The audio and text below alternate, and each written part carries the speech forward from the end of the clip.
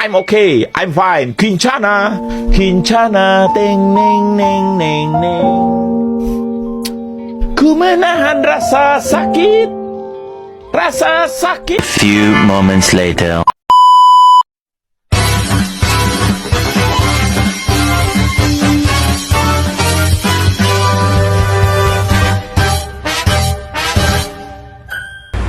Hi, my name is FAZIRA. I will explain about principle of verbal message. First, messages are denotative and connotative. We speak both denotatively and connotatively. Denotative meaning, a word's objective definition, the meaning lie in dictionary. The meaning that members who share a common language assign to word. Connotative meaning, a word's subjective or emotional meaning. Subjective or emotional meaning that specific speakers or listeners give to a word. Snarl words and purr words clarify the distinction between denotation and connotation. Snarl words, highly negative meaning. Purr words, highly positive meaning. So, snarl words and purr words may sometimes have denotative meaning or actually have connotative meaning. Next, I will explain about message theory in abstraction. So, this is effective verbal message include words from a wide range of abstraction, general and specific terms. When to use the general and specific term depends on the situation. In communication with more specific, less abstract, more effectively guide the image to the listener's mind. Last but not least, I will explain about message theory in directness. So, verbal message may be direct or indirect. So, direct speech, language that clearly states the speaker's preference or decision and then ask the listener if they agree. So, indirect speech, an attempt to get the listeners to say or do something without committing the speakers.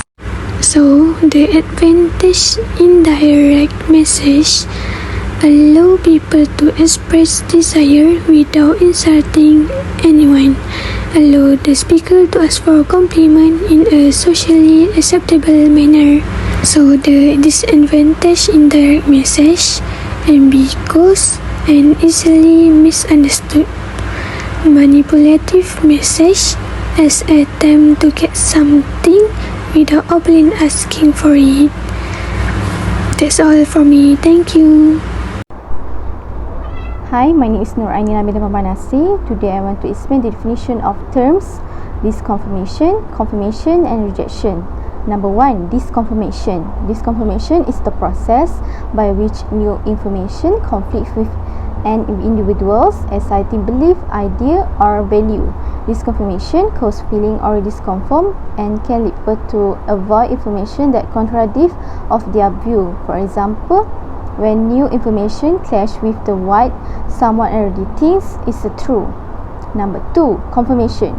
Confirmation is the process by which people interpret new evidence as confirmation of their exciting belief or theories. People tend to favor information that reflects their presiding view. For example, when people interpret info as aligned and validating of their exciting view. Number 3, rejection. Rejection is the act of dismissing or refusing to accept an idea, claim or piece of information. Rejection is the involved actively denying of the validating of or truthfulness of something that contradicts one of current belief. Rejection is the active denial and dismissal of information that contradicts of one view. For example, when people reject what doesn't fit information of their belief. Hello, I'm going to explain in this confirmation and confirmation. There are four common practice of offensive language. First is heterosexism. Heterosexism is a prejudice or discrimination against gay people or people in LGBTQ group. on assuming that heterosexuality is the only normal sexual orientation.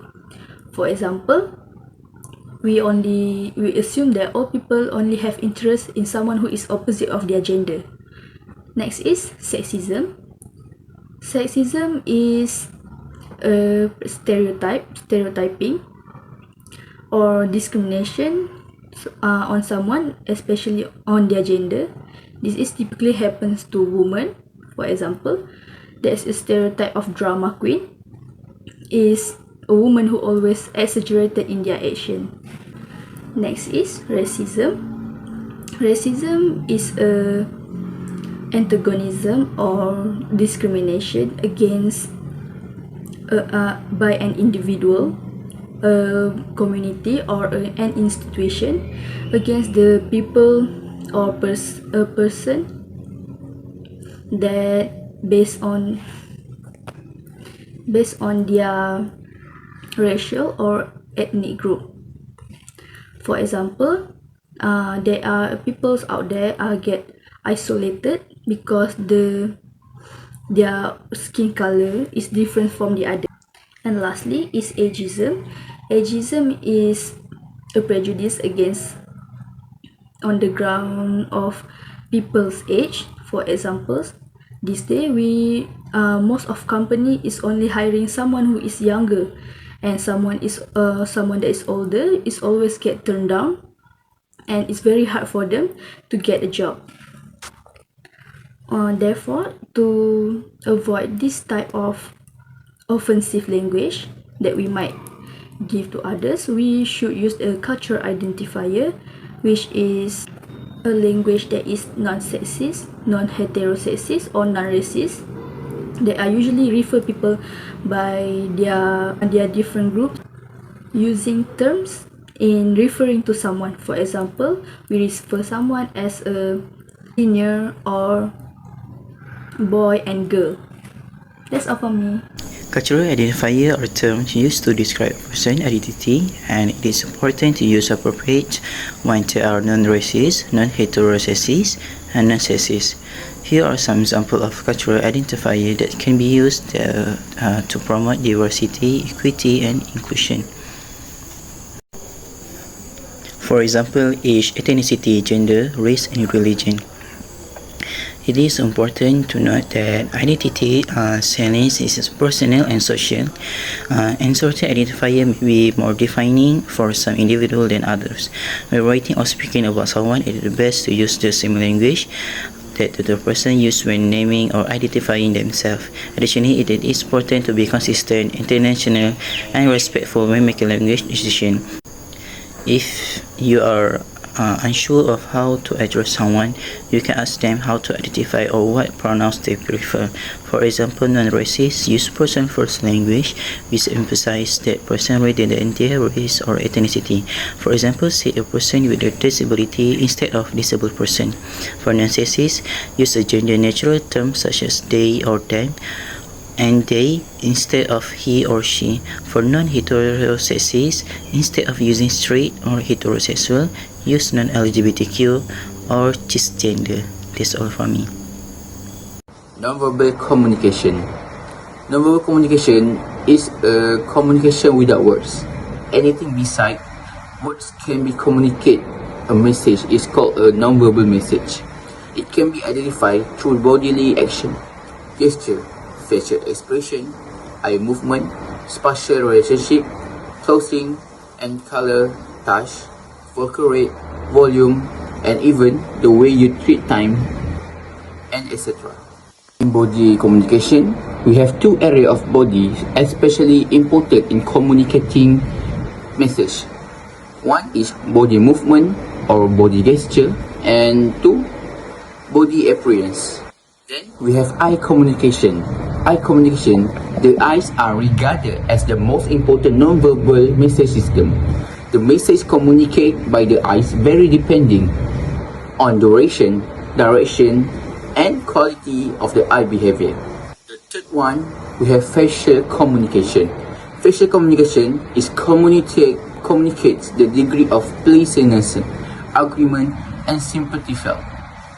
Facial movement communicate at least 8 emotion: happiness, surprise, fear, anger, sadness, disgust, contempt, and interest. That's all for me. Thank you.